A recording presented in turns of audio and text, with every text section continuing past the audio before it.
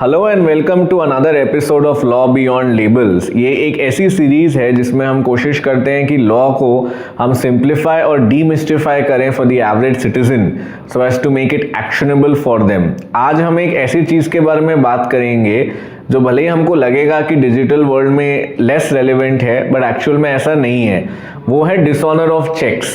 अभी भी हमारे देश में बहुत फाइनेंशियल ट्रांजैक्शंस चेक्स के थ्रू होती हैं और इट्स एन ऑब्वियस फैक्ट कि बिकॉज चेक्स का इतना यूज़ हो रहा है तो इनका डिसऑनर होना भी जाहिर सी बात है। तो क्या इसके नुआंसेस हैं? अगर कोई चेक डिसऑनर होता है तो उसके लिए क्या लीगल रिकोर्स लिया जा सकता है, कितने समय में करना है, कौन एक अथॉरिटी है जो ये जो इस पर एडजुडिकेट कर सकती है, क्या पेनल्टी हो सकती है, क्या इम्प्रिजनमेंट हो सकता है, इन तमाम चीज़ों पे हम बात करेंगे। और इस चीज़ को हम सिचुएशनली एक अंडरस्टैंड करने के पर्सपेक्टिव से मेरे कोलीग अमृतेश हैं, वो एक ऐसा इनैक्ट करेंगे कि वो एक पेई हैं जिनका एक चेक डिसऑनर हुआ है और वो मेरे पास आए हैं इस बारे में एडवाइस लेने के लिए। तो इस हिसाब से हम इसको इनैक्ट करेंगे to make it easy for you to understand कि क्या इस चीज़ का पूरा प्रोसेस है। हाँ जी अमृतेश जी। तो राहुल, मैंने एक बॉम्बे बेस्ड फर्म को अपनी कंसल्टेंसी सर्विसेज प्रोवाइड करी थी। राइट। तो and for those services they issued me a cheque. Right. Now their cheque was because उनका अकाउंट एचडीएफसी बैंक का था, तो उन्होंने अपनी एचडीएफसी बैंक का चेक मुझे इशू किया। राइट। और मेरा अकाउंट दिल्ली में है या एसबीआई में। राइट। मैं अपनी ब्रांच में उसको I placed it before them. Ji. But उनसे फिर मेरे को रिटर्न मेमो मिला कि इनके जो इन्होंने अकाउंट चेक इशू किया है उसमें insufficient balance है. Right. Now, what should I do? Where should I go? How do I pursue this? Because I have given them my services and they need to pay me back. Right. तो देखिए, इसमें दो तरीके की situations हो सकती हैं। या तो ऐसी एक सिचुएशन होगी कि जिसमें मान लो आप चेक को कैंसिल करवा सकते हो बैंक में जाके और फिर वो लोग उसको री इशू कर सकते हैं। ये एक पॉजिटिव सिचुएशन है जिसमें आप मान के चलो कि कुछ जेन्युइन गलती हो गई है, जब उनके पास फंड्स नहीं थे, उन्होंने चेक नहीं किया अकाउंट में कितना अमाउंट है और इस वजह से एक ह्यूमन एरर हो चुका है which can simply be resolve by them री issuing the check.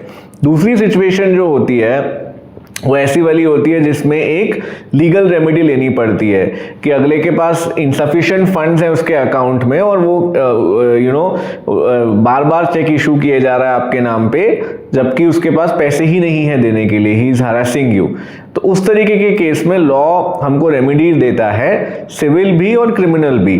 Civil remedy ये होती है कि आप उस बंदे के अगेंस्ट रिकवरी सूट फाइल कर सकते हो मनी के लिए, जो भी आपका अमाउंट है वो क्लेम करने के लिए, क्योंकि जैसा आपने कहा कि आपने सर्विसेज प्रोवाइड की हैं तो you are entitled to that amount. Criminal remedy ये होती है कि जिसमें आप एक सेक्शन 138 है नेगोशिएबल इंस्ट्रूमेंट्स एक्ट का, जो डिसऑनर ऑफ चेक को एक क्रिमिनल ऑफेंस बनाता है, जिसमें आप एक मेट्रोपॉलिटन मैजिस्ट्रेट के यहाँ जा सकते हैं, कंप्लेंट फाइल कर सकते हैं डिसऑनर ऑफ चेक के लिए। इसके कुछ स्टेप्स होते हैं जो आपको मीट करने रहेंगे, तो मैं आपको बता देता हूँ ब्रॉडली कि इसमें होता ये है कि जब चेक डिसऑनर हो गया, जब आपको ये मेमो आ गया, उसके बाद with in 30 days of that आपको उनको एक नोटिस देना रहेगा ये बोल के कि मेरा ये चेक डिसऑनर हो गया है, इसको प्लीज क्लियर करिए। अगर वो उसके विद इन 15 डेज क्लियर कर देते हैं, मान लो री इशू कर देते हैं चेक या अपने अकाउंट में बैलेंस सफिशिएंट डाल देते हैं, तो फिर तो कोई इशू नहीं है।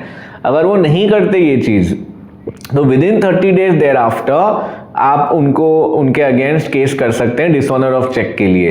30 डेज का ही टाइमलाइन स्टैट्यूट में दिया है। अगर आप मिस कर जाते हैं तो फिर आपको एक्सटेंशन मांगनी पड़ सकती है। उस केस में जब आप जाएंगे तो आपको ये दिखाना रहेगा कि एक लॉफुल डेट थी जो वो आपको ओ कर रहे थे, in pursuance to which he has given you that cheque, और जिसका डिसऑनर हुआ है। एंड अकॉर्डिंगली अगर कोर्ट इस बात से राजी है तो ही may be sent to prison for a period of up to 2 years और fine twice the amount of the cheque. अच्छा, एंड तो इसमें इस प्रोसेस में कितना टाइम लगभग लग जाता है ये क्रिमिनल प्रोसेस में? देखो, normally on average 1 to 3 years is how much it takes for the matter to reach its logical conclusion at the first level. उसके बाद ऑब्वियसली फिर कोई अगर अपील करेगा तो वो सेशंस कोर्ट के सामने जाएगा, हाई कोर्ट, सुप्रीम कोर्ट, वो तो उसका तो कुछ नहीं कह सकते, but on average that is how much it takes. अच्छा, और एक और चीज मुझे ये बताइए कि अब जैसे उन्होंने तो अपना उनका तो अकाउंट HDFC बैंक में है, बॉम्बे में होगा, Right. मेरा अकाउंट SBI में है यहाँ दिल्ली में, तो मैं कहाँ कंप्लेंट फाइल करूँ? जी, तो इस चीज़ पे भी बहुत केस लॉ है और बहुत कोर्ट के व्यूज़ भी बदले हैं over a period of time. इसमें अभी जो सिचुएशन है करंटली लॉ की, वो ये कहती है कि इसमें दो सिचुएशंस हो सकते हैं। एक होता है अकाउंट पेई चेक और एक विदाउट अकाउंट पेई चेक जो होता है। तो अकाउंट पेई चेक ऐसा वाला रहता है जो बहुत ही एक सिक्योर टाइप ऑफ चेक माना जाता है, जिसमें लेफ्ट साइड में टॉप में दो लाइनें होती हैं डायगनली पैरेलल बनाई हुई, जिसके बीच में इंसान लिखता है थ्रू अकाउंट पेई। तो वो चेक का मतलब ये होता है कि वो केवल जो पेई है, जैसे कि इस केस में आप हो, तो आप ही के डिफरेंट जो भी कोई अकाउंट्स होंगे उन्हीं में वो केवल अमाउंट एनकैश किया जा सकता है। कोई दूसरा आदमी के हाथ में अगर वो चेक लग गया तो वो उसको नहीं एनकैश किया कर सकता। जो दूसरे टाइप का चेक होता है नॉन अकाउंट पेई चेक, वो एक जिस किसी के हाथ में आ जाए वो cheque, over the counter cheque भी उसको सिंपल टर्म्स में बोलते हैं, तो उसमें जिस किसी के हाथ में आ जाए वो उसको जाकर के एनकैश कर सकता है। तो अब कहाँ आप इस चीज़ के लिए केस कर सकते हो, that depends on what kind of cheque it is. अगर वो अकाउंट पेई चेक है तो इन दैट केस जहाँ पे आप उसको डिपॉजिट करोगे for the recovery of the funds, वो ही एक जगह है जहाँ पे जुरिस्डिक्शन होएगी। तो आपके वाले केस में उसने आपको जो चेक दिया वो आपने अपने SBI के दिल्ली के ब्रांच में जाकर के डिपॉजिट किया, तो जहाँ पे आपने दिल्ली में जाकर के डिपॉजिट किया है उस कोर्ट का जो जुरिस्डिक्शन बनता है वहाँ पे आप केस फाइल कर सकते हो। और अगर नॉन अकाउंट पे ही चेक है तो इन दैट केस उस बंदे का जो HDFC का अकाउंट है, उसकी जहां कोई ब्रांच है जहां पे उसका वो अकाउंट है मुंबई में, वहां पे आपको केस फाइल करना पड़ेगा। ये पोजीशन है 2015 के बाद जो अभी करंटली ऑब्टेन कर रही है। ओके जी, तो ये आपने सुना एक ब्रॉड आउटलाइन था चेक डिसऑनर से रिलेटेड।